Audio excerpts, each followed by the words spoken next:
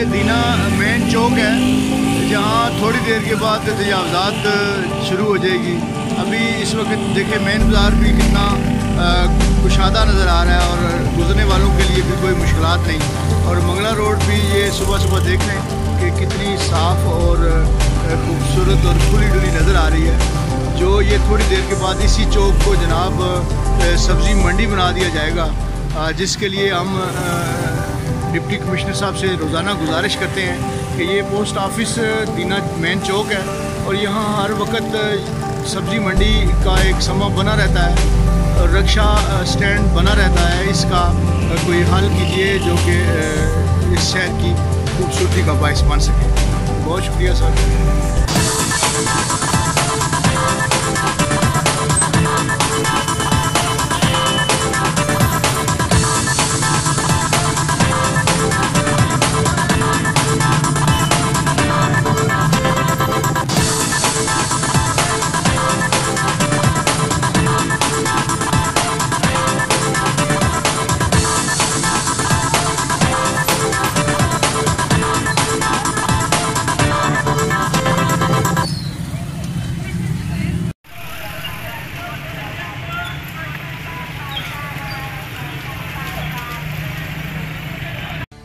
इलाकाई videos और ताज़ा तरीन सूरत हाल जानने के लिए हमारा YouTube चैनल दीना न्यूज़ अपडेट्स ज़रूर सब्सक्राइब करें और घंटी वाले बटन को लाजमी प्रेस करें ताकि बर वक्त ताज़ा तरीन वीडियोस और खबरें आप तक पहुंच सकें।